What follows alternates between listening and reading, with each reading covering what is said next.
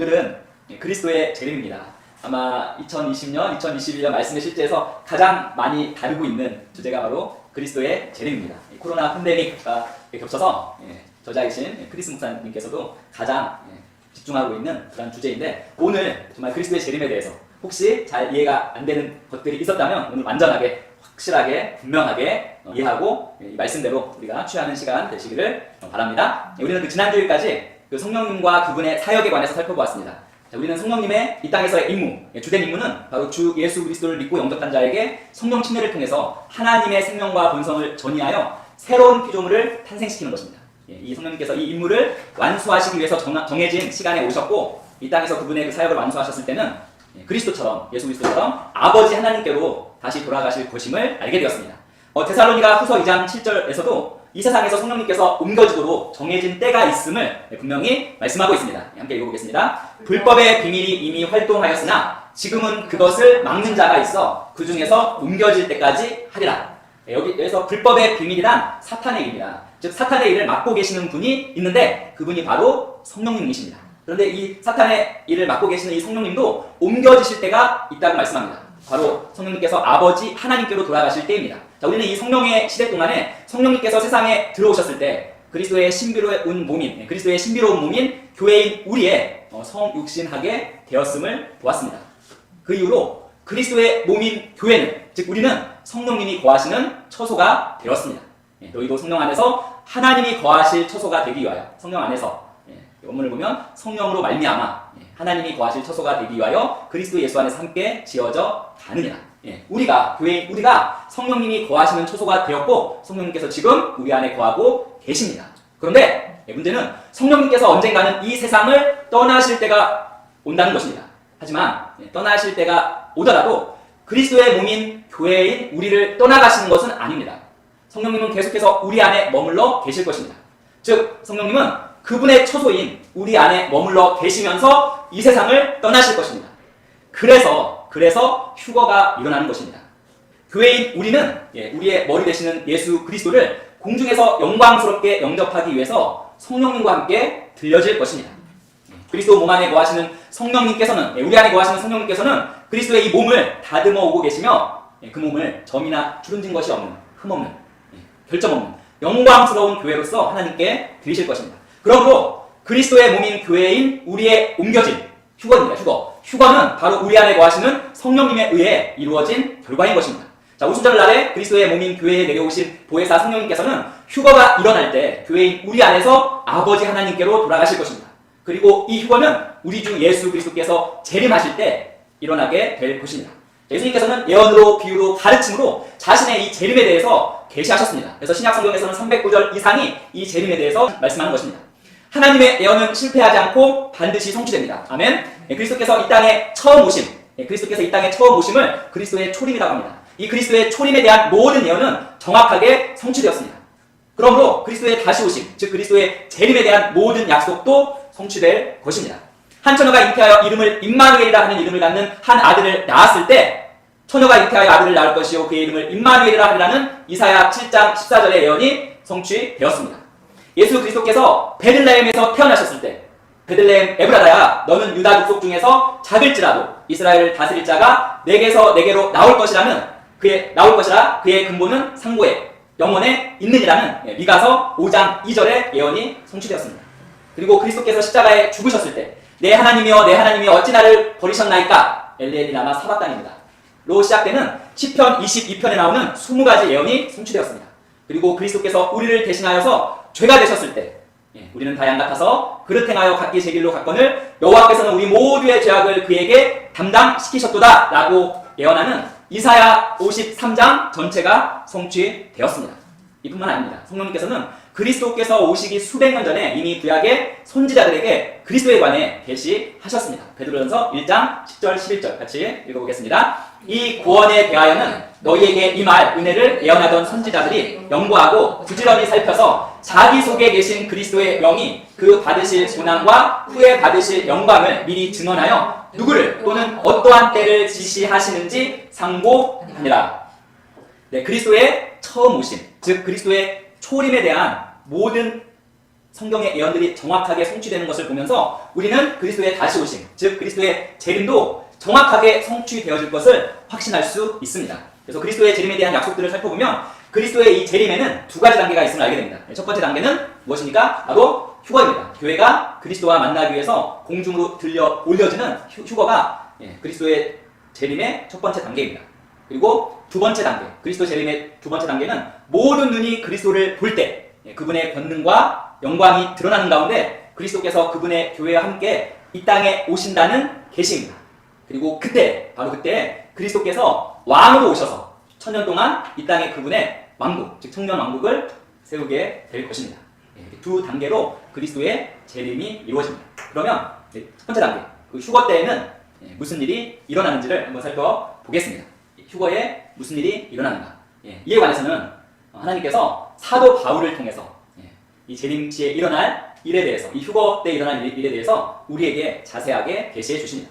그리스도의 재림은 그리스도의 몸의 모든 지체들이 죽어서 주님과 함께 있든지 아니면 살아서 그분의 재림을 기다리든지와 상관없이 모두에게 영향을 미칠 것입니다.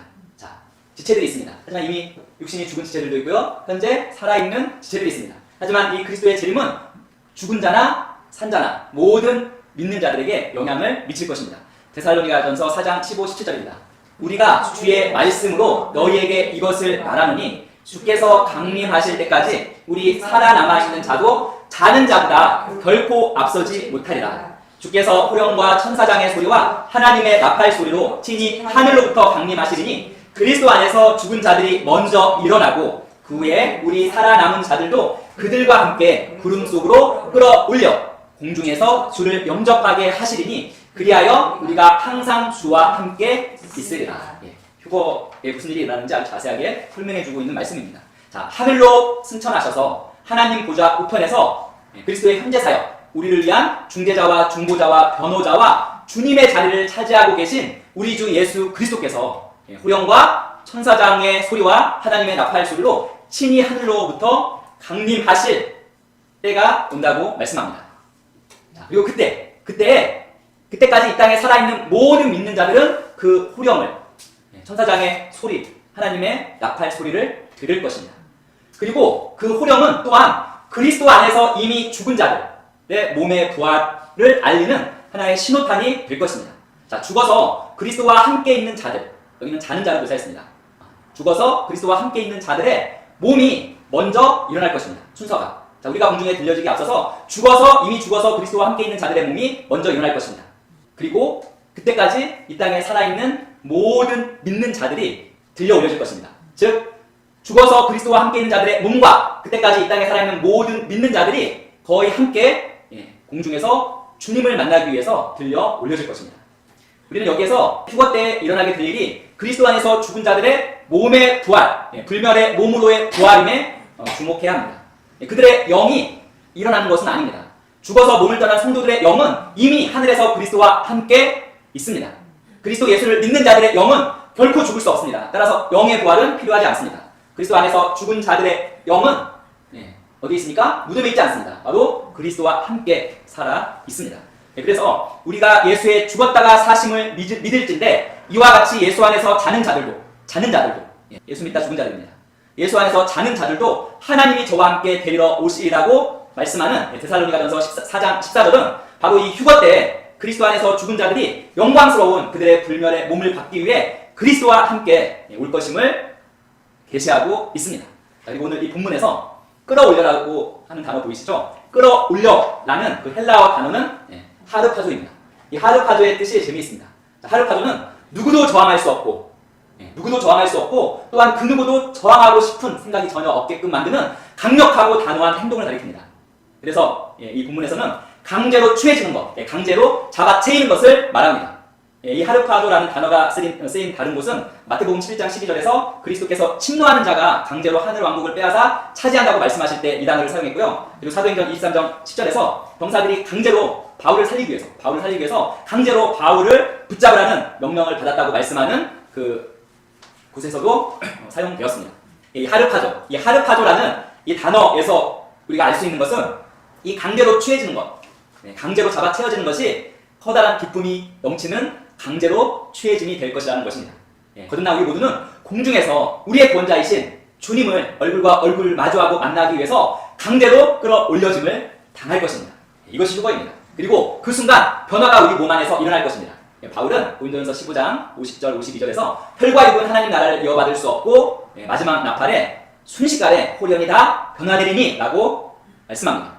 동일하게 빌립보서 3장 20절 21절에서도 우리의 몸의 형체가 변화된다는 것을 말씀하고 있습니다. 같이 읽어보겠습니다. 그러나 우리의 시민권은 하늘에 있는지라 거기로부터 구원하는 자 곧 주 예수 그리스도를 기다리노니 그는 만물을 자기에게 복종하게 하실 수 있는 자의 역사로 우리의 낮은 몸을 자기 영광의 몸의 형체와 같이 변하게 하시리라. 자, 우리가 이 휴거 때 받게 될 몸은 우리 주님과 같은 영광스러운 몸의 형체와 같은 몸으로 변하여서 받게 되는 것입니다. 성령님께서는 사도 요한을 통해서 우리에게 그가 나타나시면 우리가 그와 같을 줄 아는 것은 그의 참모습 그대로 볼 것이기 때문이니 라고 말씀하십니다. 즉 우리는 이미 사탄의 권세로부터 그리스도의 권세로 옮겨진 자들입니다. 그렇기 때문에 우리의 영은 이미 그리스도의 형상과 일치하게 되었습니다. 이제 우리는 우리 주님의 몸과 같이 영광스럽게 된 몸을 받기를 기다리고 있는 것입니다. 그리고 이 일이 바로 휴거 때에 일어나는 것입니다. 바울은 이 소망을 디도서 2장 13절에서 이렇게 말합니다. 복스러운 소망과 우리의 크신 하나님 구주 예수 그리스도의 영광이 나타나심을 기다리게 하셨습니다. 바로 휴거 때 바로 이 영광을 바라보고 이 영광스러운 그리스도의 몸처럼 우리의 혈과 육의 몸도 변화될 것입니다.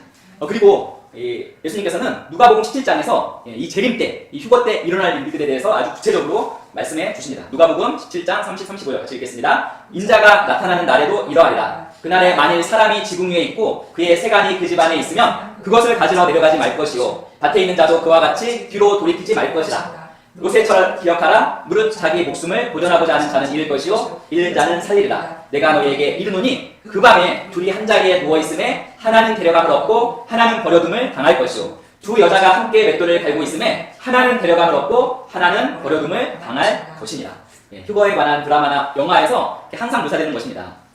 아침에 일어나 보니까 사라져 있고, 그리고 요즘에는 운전하고 비행기도 타죠. 운전하다가 운전기사가 사라지거나 비행기 탔는데 비행기 조종사가 사라지면 거의 재앙이겠죠. 마태복음 24장 40절에서도 두 사람이 밭에 있으면 한 사람은 데려가고 한 사람은 버려둠을 당할 것이요 라고 이렇게 휴거에 대해서 정확하게 묘사해주고 있습니다. 그래서 이 휴거가 일어날 때, 즉 그리스도의 재림의 때에 그리스도의 몸인 교회인 성도와 그리고 세상에 속한 믿지 않는 자연인들의 분리가 있게 될 것입니다. 자, 휴거를 통해서 그리스도와 그분의 몸인 교회의 만남은 큰 기쁨의 시간이 될 것인데 바로 이 만남을 어린 양의 혼인 잔치라고 말합니다.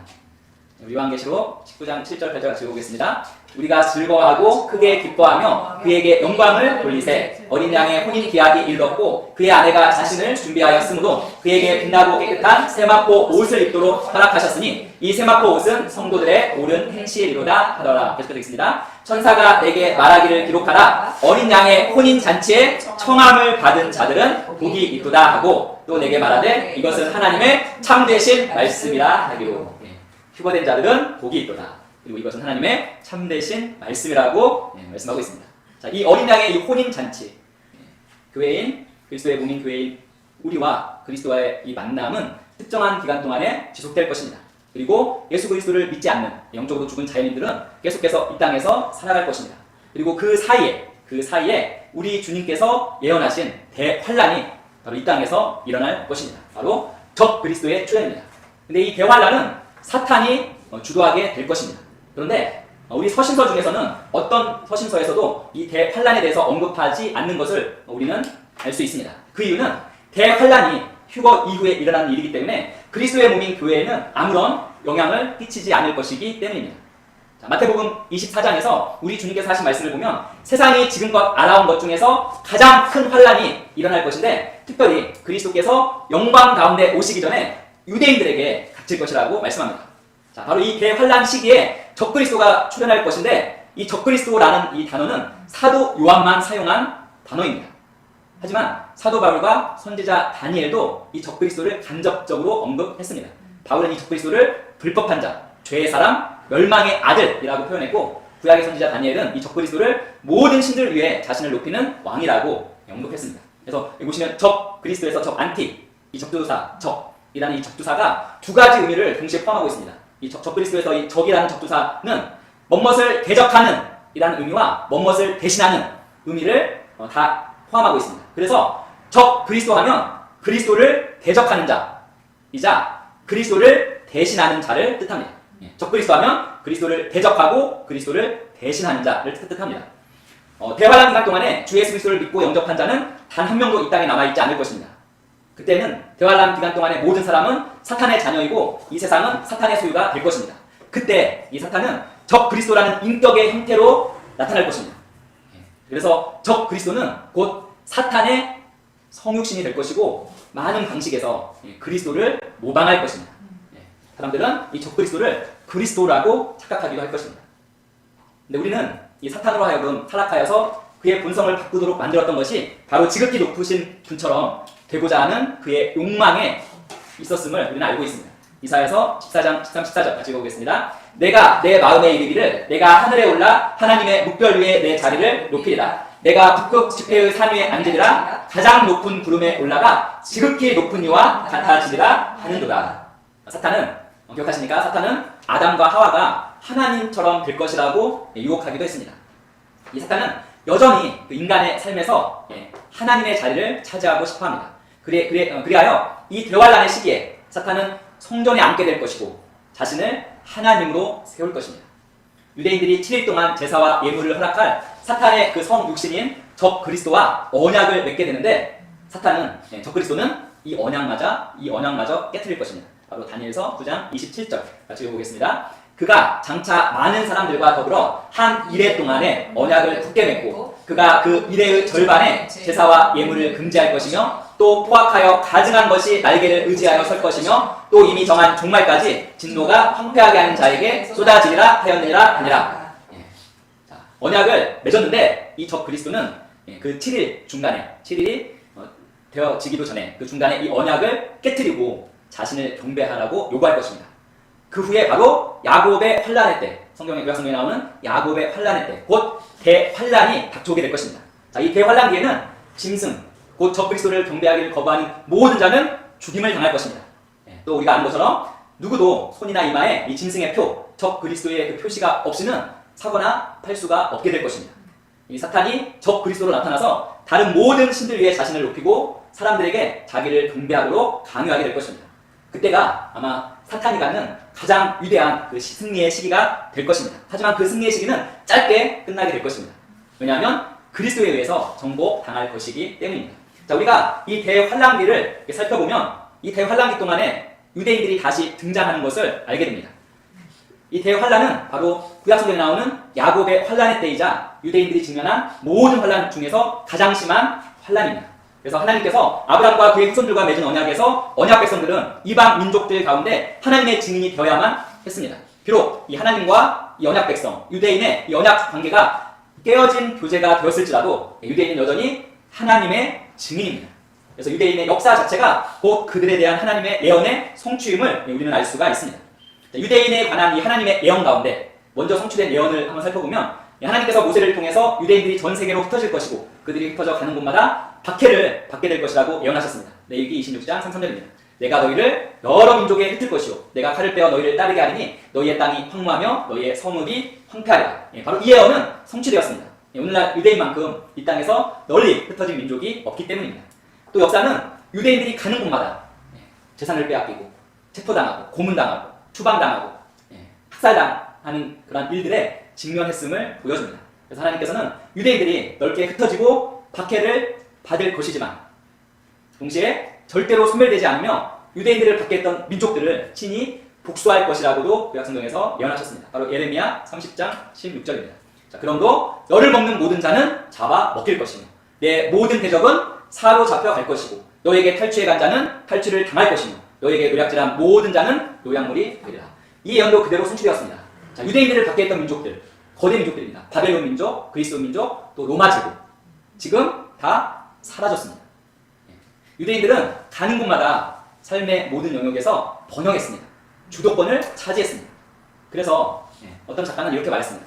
자, 온갖 종류의 고문과 죽음의 고통, 그리고 더 끔찍한 그 생명의 고통을 무릅쓴 유대인들은 가장 무시무시한 박해들을 견뎌냈다. 하지만 이 모든 세계를 장악했던 강력한 민족들은 사라졌다. 흩어져서 애속당하고 괴롭힘을 당하던 정말 한 줌밖에 안 된 유대인들은 1800년 동안 조직적이고 전 세계적인 박해 후에도 번성하고 있으며 세상이 태동될 때부터 그들에게 주어진 율법과 관습을 지키며 수세기가 지나가는 중에도 그들의 독특한 민족성을 보존하고 있다. 흩어져서 박해받지만 끝까지 살아남을 거라는 하나님의 예언은 이미 성취되었습니다. 그리고 유대인에 관한 예언의 현 시대의 성취가 있습니다. 즉 현재 성취되었고 또한 성취되고 있는 이 유대인을 향한 예언이 있는데 그것은 바로 그들의 땅으로, 바로 하나님의 그 약속의 땅으로 돌아올 것이라는 예언입니다. 다시 한번 읽어보겠습니다. 내가 그들을 그들의 조상들에게 준 그들의 땅으로 인도하여 드리라. 내가 그들을 그들의 땅에 심으리니 그들이 내가 준 땅에서 다시 뽑히지 아니하리라. 내 하나님 여호와의 말씀이니라. 이 약속의 땅으로 유대인들이 다시 모이기 시작하게 된 시기는 정확히 1차 세계대전이 끝난 후입니다. 그때 많은 수의 유대인들이 이 팔레스타인 지역으로 돌아왔습니다. 하지만 아직 이스라엘 나라 땅은 없었습니다. 그런데 2차 세계대전 이후에 70년대까지 총 4번의 중동 전쟁이 있었습니다. 근데 유대인들이 이 총 4번의 중동 전쟁을 전부 승리함으로 이스라엘 땅과 나라를 완전히 회복하고 세계 각지에 흩어져 있던 유대인들이 돌아올 수 있게 되었습니다. 그리고 현재 진행형으로 오늘도 흩어져 있는 유대인들이 약속의 땅인 이스라엘로 돌아오고 있습니다. 자, 이제는 이 유대인에 관한 이 미래 예언인데 이 예언이 바로 오늘 우리가 다루고 있는 그리스도의 재림에서 그 대환란기와 관련된 부분입니다. 자, 유대인에 관한 그 미래 예언은 유대인들이 팔레스타인 지역으로 돌아온 후에 성전이 재건될 것이라고 말합니다. 이 성전은 바로 제3성전이 될 것입니다. 자, 제1성전, 첫 번째 성전은 그 솔로몬 왕이 지었던 7년 동안 지어서 완성한 성전입니다. 그리고 두 번째 제2성전은 헤롯 왕에 의해서 기원전 20년경 재건축으로 완성된 성전입니다. 그런데 이 제2성전은 70년에 유대 독립전쟁 때 로마 제국에 의해서 완전히 무너져 내렸습니다. 그래서 현재 이스라엘에는 우리가 잘 아는 그 통곡의 벽 들어보셨죠? 통곡의 벽이라고 부르는 서쪽 벽만 남아있는 상태입니다. 그런데 이 제3성전이 다시 세워지게 될 것이라는 것입니다. 그리고 이 제3성전은 메시아가 왕으로 통치하러 오시기 전에 예루살렘에 세워지게 될 것입니다. 그래서 유대교 원리주의자들하고 보수적인 유대인들은 지금도 이 제3성전을 기다리고 있습니다. 이 제3성전에 대한 성경의 예언은 사도행전 15장 16, 17절에 나옵니다. 이후에 내가 돌아와서 다윗의 무너진 장막을 다시 지으며 또 그 허물어진 것을 다시 지어 일으키리니 이는 그 남은 사람들과 내 이름으로 일컬음을 받는 모든 이방인들로 주를 찾게 하려 함이라 하셨습니다. 자, 우리는 다윗의 무너진 장막, 그 허물어진 것, 성전, 현재 지금 이스라엘에는 성전이 없습니다. 무너져 있는 상태입니다. 통곡의 벽만 남아 있습니다. 우리는 이 제3성전이 세워지는 동안에 바로 그 적그리스도가 출현하게 될 것을 우리는 알 수 있습니다. 그리고 그 시기는 휴거가 이미 일어난 후입니다. 그 후에 야곱의 환란의 때, 곧 대환란이 올 것입니다. 세상의 민족들은 그리스도인들이 사라진 것을 기뻐하겠지만 유대인들은 다시 번영하게 될 것이고 번영하는 유대인들로 인해서 세상 민족들은 증오와 악한 감정을 다시 갖게 될 것입니다. 그래서 세상 민족들은 군대를 구축해서 유대인들이 있는 이 예루살렘을 포위하게 될 것입니다. 그리고 세상 민족들이 전부 모여서 예루살렘을 포위해서 유대인들에게 아무런 소망이 없다고 여겨지는 그 순간에 바로 그리스도께서 오시게 될 것입니다. 그리고 싸움이 일어나는데 그것이 바로 아마겟돈 전쟁입니다. 그리스도께서 그분의 성도들과 함께 유대인들을 구출하려고 올 때 그리스도와 이 세상 민족들 사이에는 피 흘리는 싸움은 일어나지 않을 것이고 역시 다시 오는 성도들도 그 싸움에 참여하지 않을 것입니다. 그 싸움에 대해서는 데살로니가 후서 2장 8절에서 잘 말하고 있습니다. 우리에게 주 예수님께서 그분의 입의 숨으로 불법한 자 곧 멸망의 아들을 제거하실 것이라고 말씀합니다. 즉 그 의미는 그리스도께서 이 땅에 이르기도 전에 그분의 입으로 원수들을 제거하실 것이라는 뜻입니다. 즉 이 세상 민족들, 이 사탄과 적그리스도와 그 원수들이 예루살렘을 포위하고 점령한 후에 그리스도의 임재가 곧바로 그들을 패배시킬 것입니다. 그리고 그리스도께서는 발로 감람산 위에 서게 될 것인데 그것이 바로 그리스도의 나타나심입니다. 예수 그리스도께서 이때 나타나시는 것은 그리스도의 재림 중에서 두 번째 단계에 일어나는 일입니다. 어린 양의 혼인잔치는 이미 일어났고 교회는 예수 그리스도와 함께 다시 땅으로 돌아왔을 것입니다. 바로 이때가 모든 눈이 예수 그리스도를 보게 될 때이고 유대인들이 예수 그리스도를 그들의 메시아로 인정해서 예전에 그분을 거부한 것을 놓고 예전에 예수님을 거부한 것을 놓고 애통하게 될 때입니다. 유대인들은 그들이 예수님을 거부했던 것에 대해 애통해 하겠지만 애통하는 기간은 길지 않을 것입니다. 왜냐하면 이 땅의 원수들, 영적인 어둠으로부터 그들이 구원받는 것이 그들의 심령에 커다란 기쁨을 가져다 줄 것이기 때문입니다. 그 후 바로 그리스도께서는 이 땅에 그분의 왕국을 세우실 것인데 바로 이 왕국이 천년 왕국입니다. 자, 하나님께서는 구약의 백성에게 그분의 아들 예수 그리스도에 관해서 이중 계시를 주셨습니다. 첫 번째는 죄를 제거하기 위해서 하나님의 아들이 하나님의 어린 양으로 오시는 것, 즉 그리스도의 초림에 대한 예언이었습니다. 두 번째는 하나님의 아들이 이 땅에 왕국을 세우기 위해서 왕으로 통치하시기 위해 오시는 것, 즉 그리스도의 재림에 대한 예언이었습니다. 하지만 유대인들은 하나님께서 그리스도의 초림에 대해 말씀하신 부분을 간과해버리고 오직 그리스도의 재림 때 그리스도께서 왕으로 등장하여 통치하는 것만을 바라보았습니다. 이것이 유대인들이 그리스도를 하나님의 아들로 인정하지 않고 또한 영접하지 않았던 이유입니다. 하지만 결국은 교회인 우리뿐만 아니라 유대인들도 그리스도께서 영광을 받고 나타나시는 것을 고대하고 있습니다.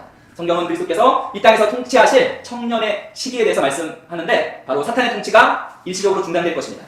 천년간 사탄이 묶이게 되고 사탄의 통치가 끝이 나고 영광스러운 평화의 시기가 뒤를 이을 것입니다. 사탄은 죄와 질병과 고통과 비참함의 창시자입니다. 그래서 사탄이 이 땅에서 사라질 때, 천년 동안 사라질 때 죄와 질병과 고통과 비참함 역시 사라지게 될 것입니다. 더 이상 전쟁이 없을 것이고 더 이상 질병이 없을 것이며 더 이상 슬퍼하는 일이 없을 것입니다. 그리고 온 세상이 하나님의 영광을 직접 보게 될 것입니다. 그래서 천년 동안 한 민족으로서 유대인들은 그리스도를 따르게 될 것입니다.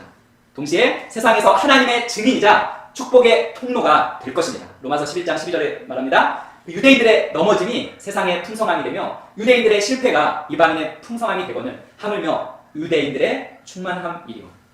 세상에서 예배의 중심지가 다시 예루살렘이 될 것입니다. 이것은 바로 이사야 2장 3절이 성취되는 것입니다. 이사야 2장 3절 같이 읽어보겠습니다. 많은 백성이 가며 이르기를 오라 우리가 여호와의 산에 오르며 야곱의 하나님의 전에 이르자 그가 그의 길을 우리에게 가르치실 것이라. 우리가 그 길로 행하리라 하리니 이는 율법이 시온에서부터 나올 것이요 여호와의 말씀이 예루살렘에서부터 나올 것임이니라. 자, 모든 사람들은 그리스도의 주되심이 인류에게 가져오게 되는 엄청난 영광과 축복을 보게 될 것입니다. 그러나 이 천년간의 이 평화의 통치는 사탄이 감옥에서 풀려날 때 끝나게 될 것입니다. 사탄은 비록 그리스도께 복종하고 있었을지라도 실제로 그의 심령은 그리스도의 통치를 받아들이지 않는 모든 자들을 최후의 전쟁으로 모을 것입니다.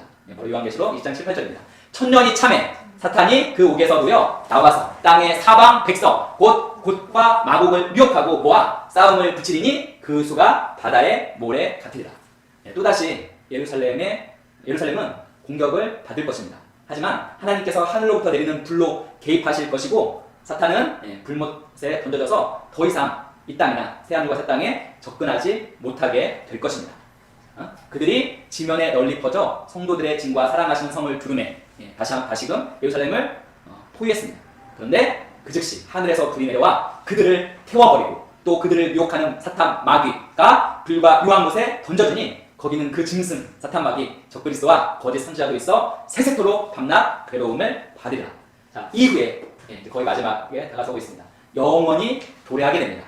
즉 둘째 부활, 곧 믿지 않고 죽은 자들의 부활과 큰 백보자 심판, 곧 최후의 심판이 있을 것입니다. 자, 마지막 성경 말씀 같이 읽어보겠습니다. 또 내가 크고 흰 보좌와 그 위에 앉으신 이를 보니 땅과 하늘이 그 앞에서 피하여 간데 없더라. 또 내가 보니 죽은 자들이 큰 자나 작은 자나 그 보좌 앞에 서 있는데 책들이 펴있고 또 다른 책이 펴졌으니 곧 생명책이라. 죽은 자들이 자기 행위를 따라 책들에 기록된 대로 심판을 받으니 바다가 그 가운데에서 죽은 자들을 내주고 또 사망과 음부도 그 가운데에서 죽은 자들을 내주매 각 사람이 자기의 행위대로 심판을 받고 사망과 음부도 불못에 던져지니 이것은 둘째 사망 곧 불못이다. 누구든지 생명책에 기록되지 못한 자는 불못에 던져지더라.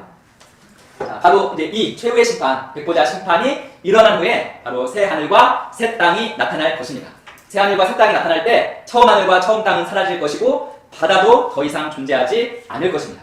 자, 그 후에 교회인 우리는 우리가 받은 광대한 그 하나님의 유업으로 영원히 들어가게 될 것입니다. 자, 바울은 에베소서를 통해 아버지 하나님께서 장차올 시대에 그분의 크신 사랑 가운데 과거의 영원 동안에 교회인 우리를 위해 쌓아두신 모든 부유와 풍요함을 우리에게 주실 것이라고 말씀합니다. 자, 우리는 새 하늘과 새 땅에서 하늘의 그 지고한 축복과 영광을 영원토록 누리게 될 것입니다. 할렐루야.